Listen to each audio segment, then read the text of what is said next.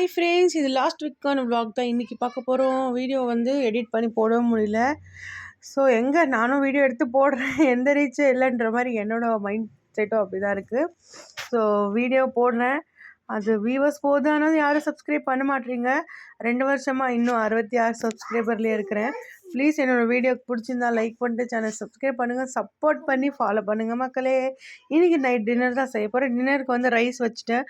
அப்புறம் தக்காளி ரசம் செய்யலான்னு சொல்லிவிட்டு தக்காளி, வெங்காயம், பூண்டு, மஞ்சத்தூள், மிளகாத்தூள், தனியாத்தூள், சாம்பார் தூள் போட்டுக்கினேன். புளி கொஞ்சமாக பூண்டெல்லாம் போட்டுட்டு ஒரு 5-6 விசில் வைக்கிறதுக்கு ஸ்டவ்வில் வச்சுட்டேன். ஸோ அது ஆயிட்ருக்கு. அம்மா பீஃப் வாங்கி வச்சுருந்தாங்க, ஃப்ரீசரில் வச்சுருக்காங்க. சரி அதை நான் கொஞ்சம் நேரம் தண்ணியில் போட்டு வச்சேன், நல்லா மெல்ட் ஆயிடுச்சு. அது வரைக்கும் கலக்காய் எங்கள் மேடம் லாஸ்ட் வீக் கொடுத்தாங்க, அதுவும் அப்படியே வச்சுட்டேன். சரி இன்றைக்கி அது வறுத்து சாப்பிட்லான்னு சொல்லிட்டு வறுக்கிறதுக்காக போட்டேன். ரொம்ப நல்லா இருந்துச்சு இந்த கலக்காய். ஸோ இந்த பேக் ஃபுல்லாகவே கொடுத்தாங்க.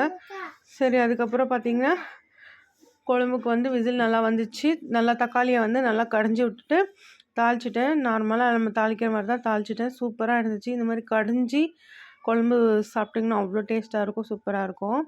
இந்த பருப்பு, கீரைலாம் இந்த மாதிரி கடைஞ்சி செஞ்சால் தான் எங்கள் வீட்டில் இருக்கிறவங்களுக்கு பிடிக்கும். ஸோ நைஸாக கடைஞ்சி தாளிச்சிட்டேன். அதுக்கப்புறம் வந்து பீஃப் செய்கிறதுக்கு வந்து குக்கர் ஸ்டவ்வில் வச்சுட்டு எண்ணெய் ஊற்றிட்டு வெங்காயம் கொஞ்சம் ஒரு 5 வெங்காயம் போட்டிருக்கேன் பெரிய சைஸில். வெங்காயம் போட்டு நல்லா வதங்கணும். இஞ்சி பூண்டு பேஸ்ட்டு போட்டுக்கினேன். ஒரே ஒரு தக்காளி மட்டும் போட்டு நல்லா வதக்கி விட்டுக்கலாம். இது நல்லா வதங்கி வந்தோடனே இதில் மஞ்சத்தூள், மிளகாத்தூள், தனியாத்தூள், கரம் மசாலா, பெப்பர் தூள் போட்டுக்கிறேன். நல்லா போட்டு நல்லா மிக்ஸ் பண்ணி வதக்கி விட்டுருவோம். இதில் வந்து சிக்கன் கிரேவி மசாலா போட்டுக்கிறேன். அதை போட்டு நல்லா வதக்கிட்டு கொஞ்சமாக தண்ணி ஊற்றிக்கலாம். உப்பு தேவையான அளவுக்கு போட்டுக்கிறேன். இப்போ நல்லா வதங்கணும். இந்த எண்ணெய்லாம் திரிஞ்சு வர டைமில் நம்ம வந்து இதில் கறி போட்டுருவோம். கறி போட்டு நல்லா வந்து அப்போ கூட நல்லா கொஞ்ச நேரம் வதங்க விட்டுடலாம். அதுக்கப்புறம் ஒரு மூடி போட்டு தேவையான தண்ணி ஊற்றலாம். ஜாஸ்தி வேண்டாம், இது சிமி ட்ரை மாதிரி தான் பண்ண போகிறோம். அதனால் வந்து நம்ம கொஞ்சமாக தண்ணி ஊற்றிட்டு ஒரு 10 விசில் வந்து வச்சு எடுத்துக்கணும். சூப்பரான பீஃப் கிரேவி ரெடி. ட்ரை பண்ணி பாருங்கள், சூப்பராக இருக்கும்.